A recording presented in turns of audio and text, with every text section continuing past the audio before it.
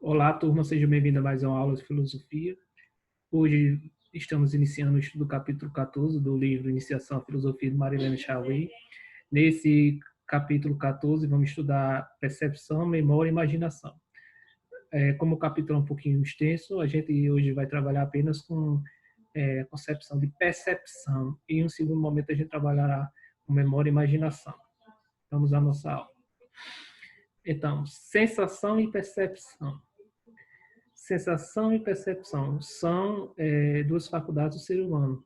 Aquelas três que a gente falou, percepção, memória e imaginação, são faculdades do ser humano, do ser racional. Então, quando a gente fala sensação e percepção, a primeira coisa que a gente pensa é o conhecimento empírico ou sensível. Quando eu falo de conhecimento empírico, eu estou falando do conhecimento que a gente adquire através da experiência, da observação, aquilo que a gente aprende no dia a dia, no cotidiano. Esse conhecimento empírico sensível, ele é igual à experiência sensível. Como sensível? Porque eu adquiro através dos meus sentidos. Para que eu absorva esse conhecimento, eu tenho que sentir, tenho que ver, tenho que cheirar.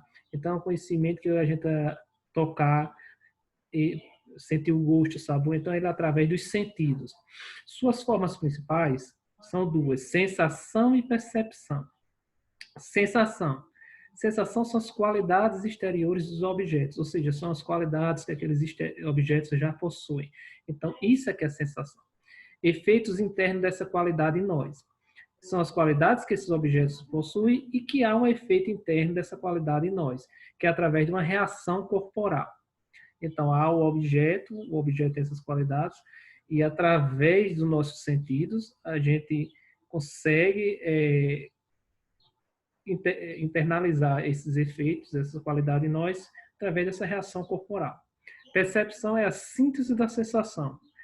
Não temos uma sensação isolada de outra. Então, a gente pega todas as sensações que a gente sente e a síntese, ou seja, o resumo de todas essas sensações é igual à percepção. Quando você vê um objeto, você geralmente se utiliza de todos os seus sentidos, a reação corporal, você utiliza de todos os seus sentidos para você internalizar aquelas qualidades que estão no objeto e, ao fazer isso, você tem uma percepção, ou seja, o resumo de todo. Então, a percepção seria o resumo de todos esses sentidos.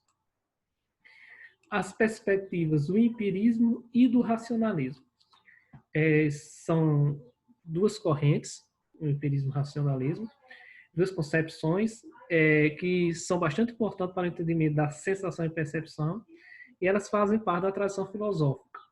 Então, a gente fez aqui uma separação para vocês entenderem um pouco sobre qual é a concepção do empirismo e a do racionalismo sobre sensação e percepção. Para os empiristas, a relação entre sensação e percepção, as relações entre estímulos externos se dá por meio de relações entre estímulos externos e órgãos do sentido. Como assim? Você tem um objeto, aquele objeto ele é um estímulo externo, ou seja, está fora de si. E ao você entrar em contato com aquele objeto, você, por meio dos seus sentidos, você capta as qualidades daquele objeto, você faz com que aquilo ali seja transmitido para o seu cérebro e volta novamente para o objeto. Então, a causa do conhecimento para os empiristas é a coisa externa, ou seja, o conhecimento ele não está na pessoa, o conhecimento ele está no objeto em si. Então, o sujeito, nesse caso, seria passivo. Então, o sujeito não seria o agente ativo que construiu o conhecimento. O conhecimento ele estaria no objeto. O sujeito só passaria por esse processo de captação das qualidades que estão no objeto.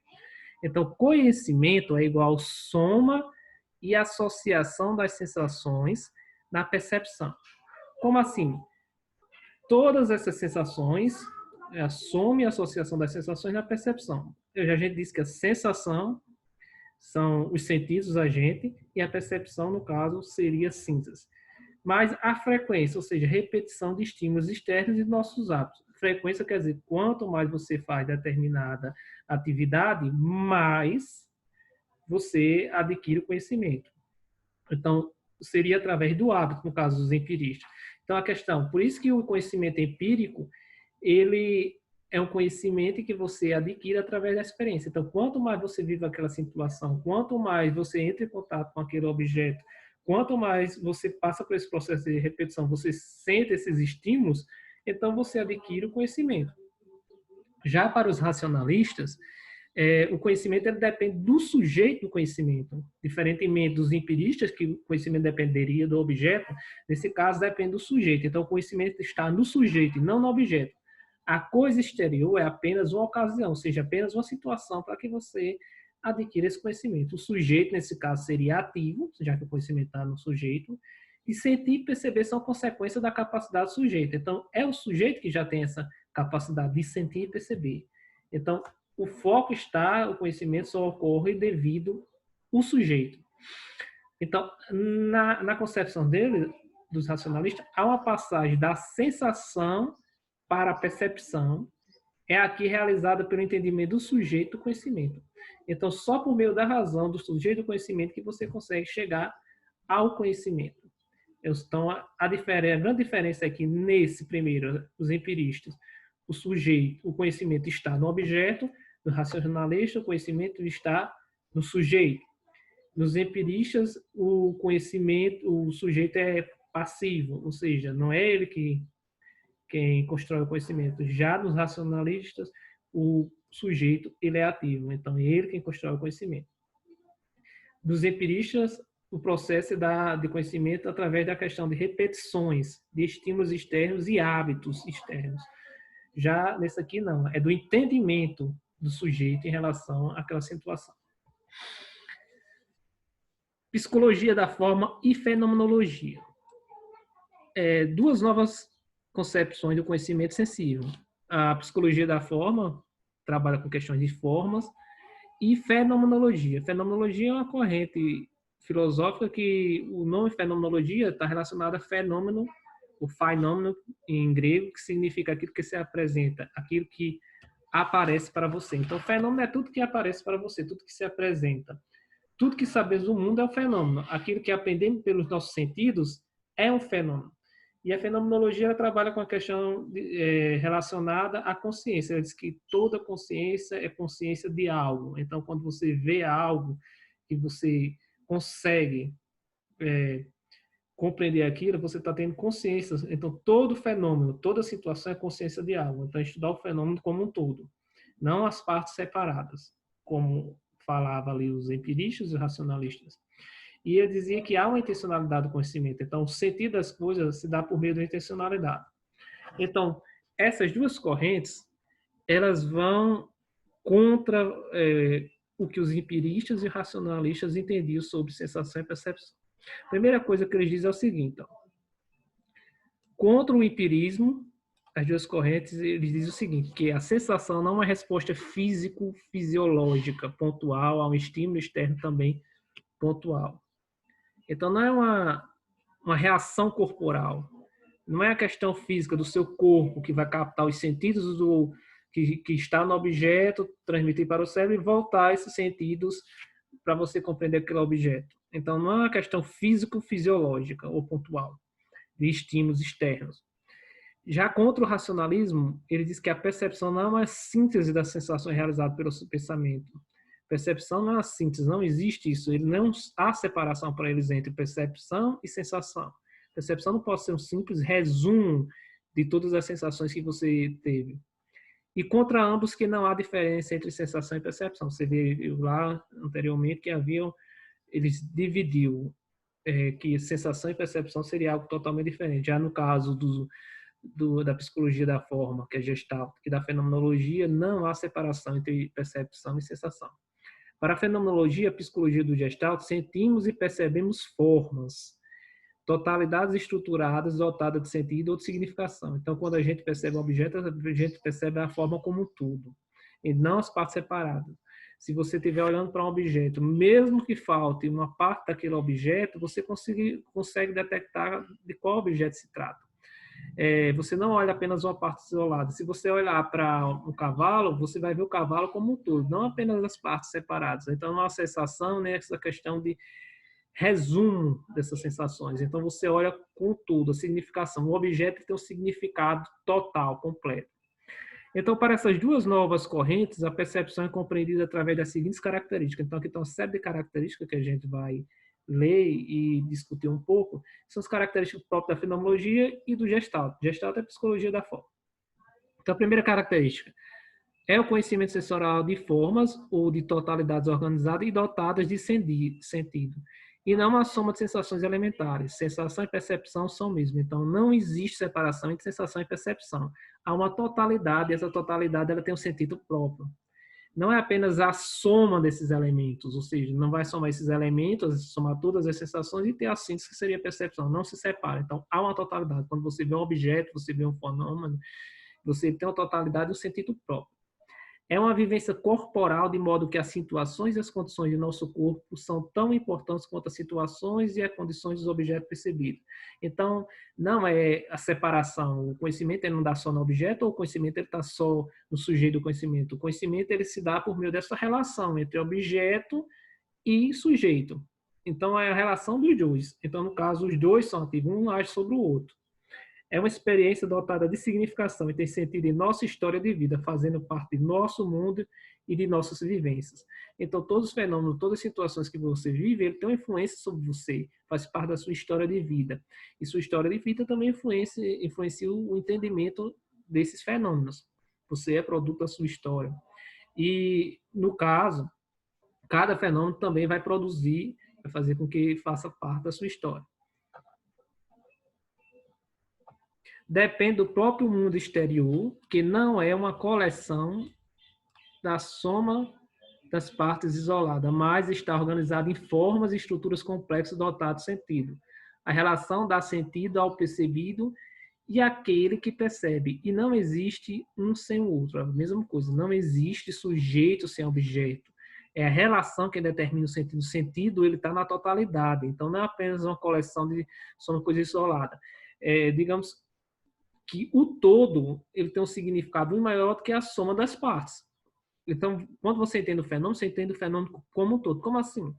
Você não pode avaliar o que aconteceu com determinada pessoa como o que aconteceu com você. É uma situação diferente. Muitas vezes a gente costuma dizer, se fosse comigo, eu teria feito diferente. Não, se tivesse acontecido com você, talvez tivesse acontecido uma situação diferente, porque você é um sujeito diferente.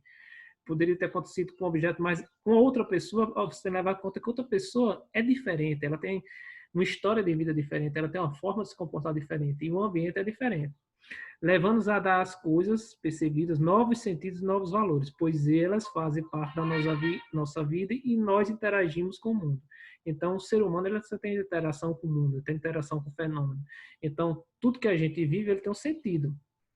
E esse sentido está na sua totalidade. Cada fenômeno em si, ele tem uma situação diferente, total.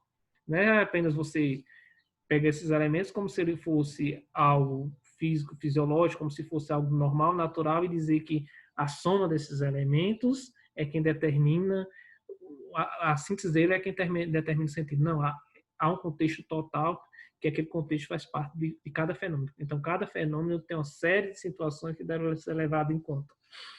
Estabelece relações entre o nosso corpo, os corpos dos outros sujeitos e os corpos das coisas. Trata-se de uma relação complexa no campo de significação visuais, táteis, olfativas, gustativas, sonoras, motrizes, espaciais, temporais e linguísticas. Então, há toda essa questão de temporalidade, a questão da linguagem, a questão do espaço, do ambiente, a questão dos seus sentidos, essa relação. Então, tudo está relacionado a um campo bem complexo.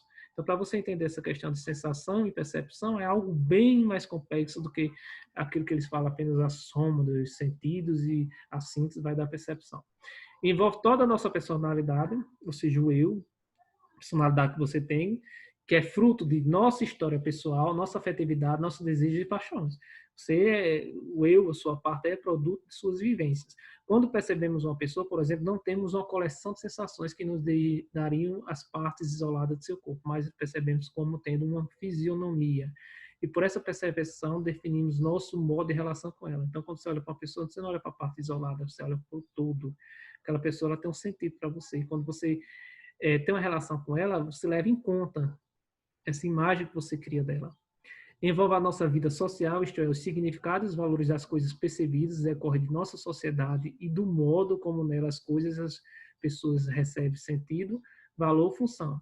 A sociedade, você faz parte, você é apenas uma partezinha da sociedade. Existe uma coisa chamada conhecimento coletivo, em que você é, geralmente compartilha os mesmos valores. Então, você também é produto da sociedade. Você tem uma certa liberdade, mas você, a consciência coletiva daquela sociedade faz com que você adquira hábitos, costumes, valores que faz parte da sociedade. Então, o sujeito do conhecimento aí, ele também é fruto da sociedade que ele vive. Objetos que para a nossa sociedade não causam temor, pode causar numa outra sociedade. Até mesmo entre na sociedade, por exemplo, uma imagem de um santo, para quem não crê naquilo ali, aquele não vai causar nenhum impacto, quem não crê naquilo, mas para quem crê naquilo ali, ela vai ter algum impacto, algum sentimento, alguma relação com aquela imagem. Então, vai depender também da questão social, da questão psicológica, do eu que a gente falou, da questão da relação que você vai ter. Oferece-nos um acesso ao mundo dos objetos práticos e instrumentais, isto é, nos orienta para a ação cotidiana e para as ações técnicas mais simples. Então, não é só a questão da compreensão também, não, é a questão de nos orientar, né? É fazer com que a gente consiga viver no cotidiano de uma forma mais simples. Está sujeito a uma forma especial de erro, que é a ilusão. Já viu que existem as aparências e que essas aparências muitas vezes é dado pelos nossos sentidos. A filosofia sempre trabalhou com isso. Alguns teóricos dizem que o mundo que a gente vive é um mundo aparente, que existia o mundo real que estaria relacionado com a razão. Outros não, diz que o mundo que a gente vive, o de sentido, é o mundo real. Então, nesse caso, está sujeito a uma forma especial de erro, que é a ilusão. Nossos sentidos, qualquer fenômeno que a gente vive, a gente está sujeito a essa ilusão. E esta pode ser causada pela confusão entre várias percepções e várias ideias, o que nos leva a tomar uma coisa por outra, mas também pela condição de nosso corpo e do objeto. Então, pode haver essa ilusão. Pode ser relacionada tanto a questões de várias percepções, várias ideias. A sociedade tem várias percepções e ideias. E muitas vezes você é enganado por uma dessas ideias. Você acha, acredita que é verdade, mas seus sentidos se enganam. Você toma uma coisa por outra. Mas também pelas condições do nosso corpo e do objeto. Vai depender também da condição do seu corpo e do objeto, a forma que você vê o mundo e a forma que você vê esse objeto. Então, gente, essa é a primeira parte do capítulo. Qualquer dúvida que vocês tenham, você pode me procurar no WhatsApp e entrar em contato. Vou deixar uma atividade aí no seguidor. Até a próxima.